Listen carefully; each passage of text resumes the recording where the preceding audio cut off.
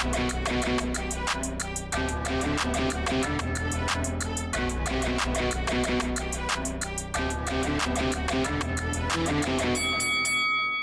guys, welcome to Boxing Squared for boxing news and views from around the internet.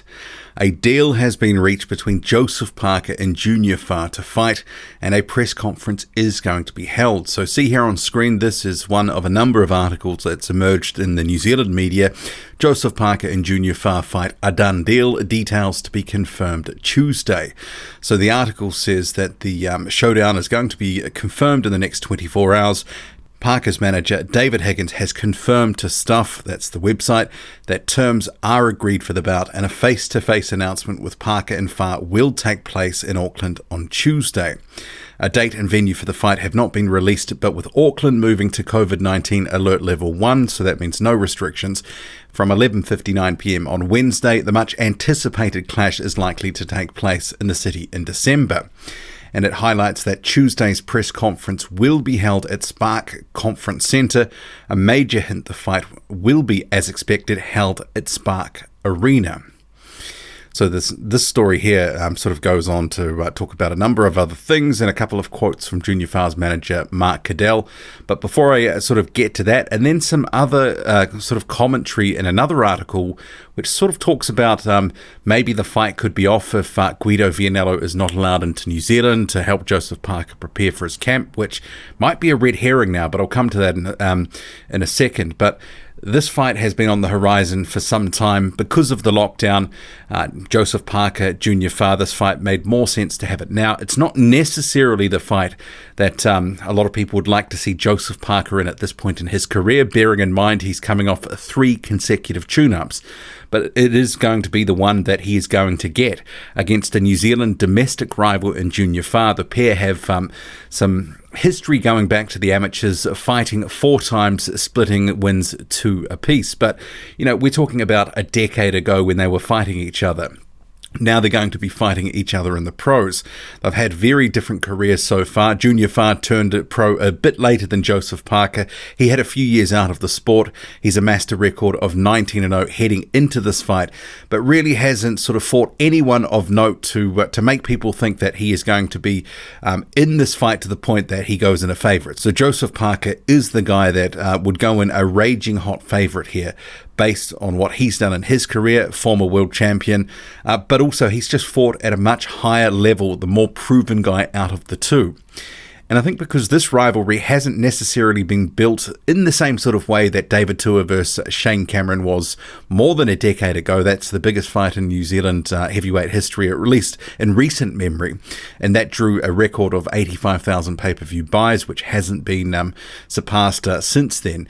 Even Joseph Parker versus Andy Ruiz Jr. in 2016 was not able to eclipse David Tua and Shane Cameron from 2009. But the rivalry, because they're both quite nice guys, the trash talk isn't necessarily, natural to them. And it's been a bit stop-start. There's been talk of a fight before, it sort of petered out. Talk of a fight, and even now it's taken the best part of this year to get this made. And I don't necessarily see, in the same way that Tua Cameron was talked about by casual boxing fans, for example, I don't see this in the same light. It is going to be the most significant heavyweight fight since that fight in New Zealand, but I don't think it's going to come close to sort of reaching those sort of heady heights back in 2009, which really was a New Zealand sort of talking point at the time. It had been built in quite bitterly over a period of time. There is going to be interest for this fight, but maybe not the same sort of interest. But getting back to the story here, so Mark Cadell, Junior Fa's manager, says that they were yet to sign a contract for the fight on the Monday, but they were very close, and obviously if they're going to have a press conference, it must be pretty much a done deal. But it goes on to say, Stuff understands the latest in a long line of squabbles at the negotiation table involved a rematch clause. Should the unbeaten Fa upset the former WBO world champion, the Parker camp want a rematch clause. And Cadell says there's only one reason for a rematch clause, and that's because you're a little bit nervous. Well, I guess that's sort of talk to build the fight, but is it reality? Do people expect Joseph Parker to lose to Junior Fa? I guess that's a real question. What is actually this fight in terms of a percentage? Because in my view, it's not a 50-50. I mean, is it a 70-30 or an 80-20?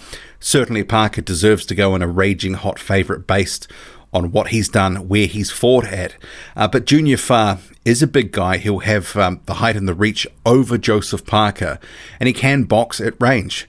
But, we haven't really seen him in a meaningful fight in the heavyweight division so far. So he goes in unproven, relatively untested comparatively compared to Parker. And then it goes on to mention about Parker's trainer, Kevin Barry, will not be at Tuesday's announcement, but is expected to arrive in New Zealand from his Las Vegas base this week to begin his 14-day quarantine. But then getting to this other article in the New Zealand Herald, which says a surprise snag hits Showdown. And I think this is actually a little bit out of date, even though this is a new story, because it talks about here, Parker recently learned that a sparring partner, Italian Guido Vianello, has been denied dispensation to enter the country to help prepare him for the fight.